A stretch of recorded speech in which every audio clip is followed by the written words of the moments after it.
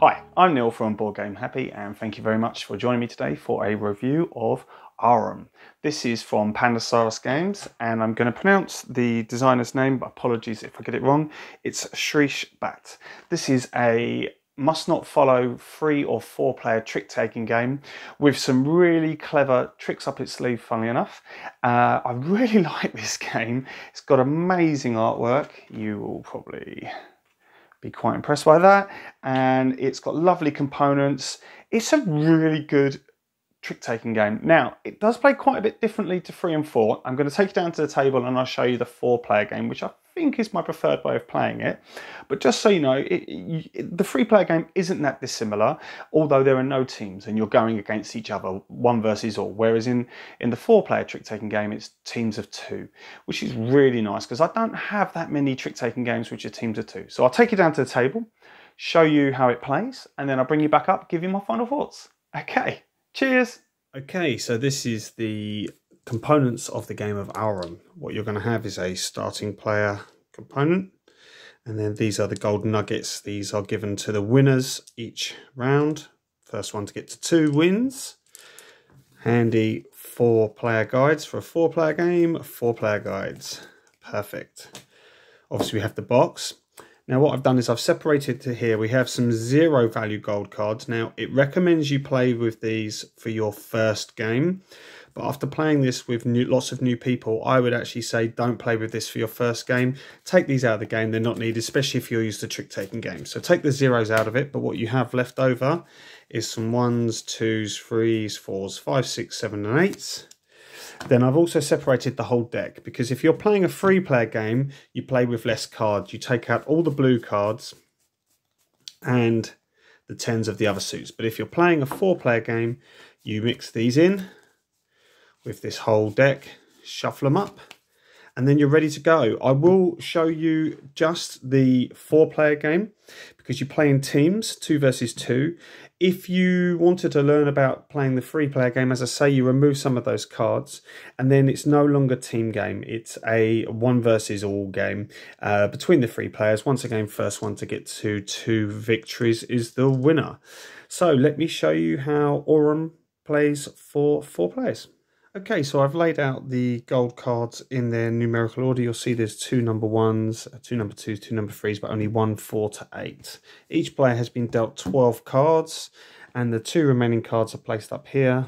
It's the 8 and the 9 just this time, so that everyone can see what hasn't been played. Then each player will take their deck of cards, and each player will have a look. Keep in mind the numbers range from 1 to 10, and this is a must-not-follow trick-taking game. What you do at the beginning of your go is you have a look and you decide how many tricks you think you're going to win. This player thinks they're going to win 4. Now, to declare that, they have to choose a number 4 card. Thank goodness they didn't want to declare 3, they'd have been in big trouble. So they declare 4, they place it face down. Everyone will make, you're sitting opposite your partner, and everyone will make their predictions.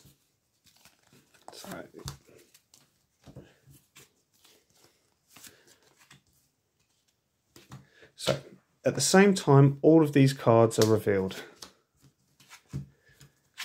You compare your number with your partner's. Whichever is the highest is the amount that you're going for. So in this example, me and my partner, I said 4, they said 7. Between the 2 of us, we need to get 7 tricks. The other team both said 3, so they're on a wavelength. Now, there is a way of changing how many you've predicted halfway through the game, which is fantastic, and I'll explain how that goes in a moment. But as the starting player, I will now play a card and try and win a trick. So I'm going to play a 10 blue. Now, you might think, well, surely that has now won the trick. But no, in this game, the latest highest number wins the trick. So this player is going to play a 10 red, because this is a must not follow. So they are now currently winning the trick. My playing partner has a 10 green. Oh, gee, that's fantastic. We are now winning the trick again. Now this player has got a 10 purple. Now they could win the trick, but there's another option from here. They have to play a purple. As you can see here, we have 4 purples. So what they're going to do is they're going to take this 8. And the reason why they don't want to win this trick is they're only going for 3 overall. But if they play an 8, they are the lowest card played this round. When that is calculated, so everyone's played their tricks, the lowest played card receives a gold card equivalent to the card they played if it's available. So if someone else played an 8 on a later turn, it's no longer there. This 8 gold now sits in front of that player and is worth 3 points at the end of the game if they've still got it in front of them. It can be used on a later trick as a trump suit.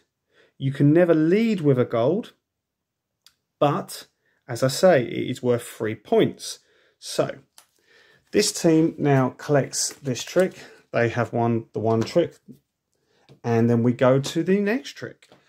Whoever played the lowest card of a trick becomes the lead player for the next trick. Now, if 2 people played the same low card, say a number 1, it'll be the player who played the last number 1. So you carry on like that. This person here has now, they don't want to win this one either, so they're going to play a number 1.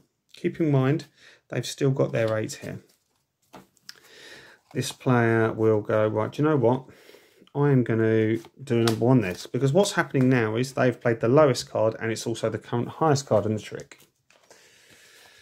This player thinks, well, I'm not having that. I'm going to do the same thing. So they're going to play a 1 white. And then finally, this player hasn't got any 1s. So they're definitely going to win the trick with a red one.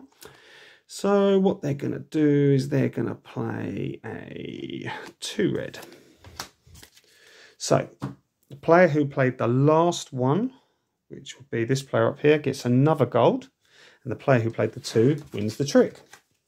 Previously mentioned, you can change your trick prediction. What you can do is you can use one of your gold cards that is sitting in front of you before a trick starts, discard it, replace one of your cards in your hand with one from yours or your opponent's trick prediction. By doing that, you're still going to the highest, so we're still saying the 4 is going to be the highest because I've just put down a 2.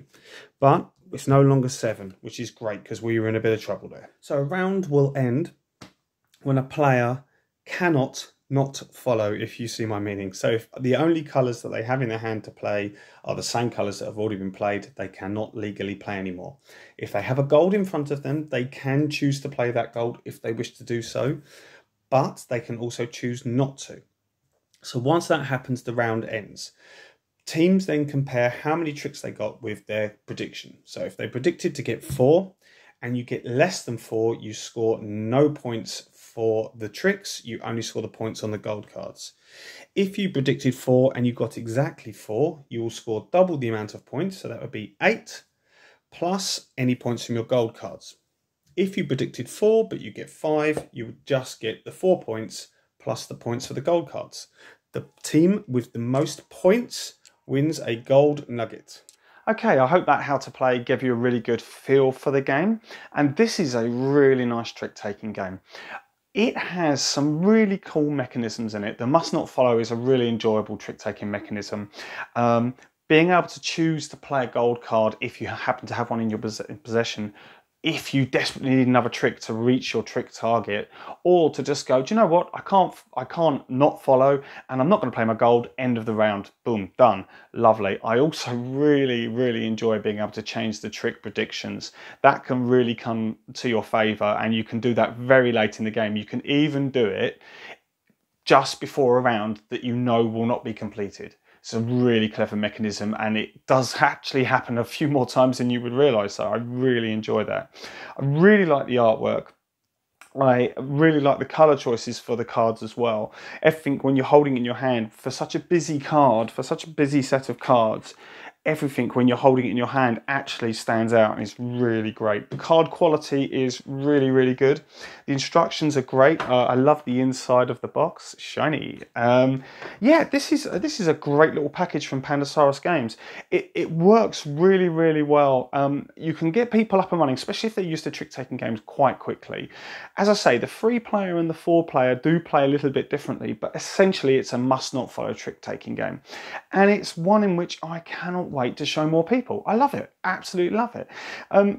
very little negative to say about it. A few of the rules in the rulebook felt as though there could have been a bit more information put in there, but I managed to get that information by having a chat with the designer and also having a look on BGG. So that was great. That clarified some of the issues I had with it. But yeah, it's a fantastic trick-taking game. Now, you probably know I really like trick-taking games, and this is one of about 5 or 6 new ones I've got this last month, and this is definitely up there as one of my favourite ones. Really like it. So yeah, that was my review of Aurum from Pandasaurus Games. I hope you enjoyed it. If you did, please like and subscribe, greatly appreciated. You can find me on Instagram and Twitter at BoardGameHappy. And if you have any comments, please chuck them below. I will definitely get back to you. So thank you very much for watching this really quick review and how to play of Aurum. Like I said, very little negative to say about the game. Go out, buy it, enjoy. Cheers!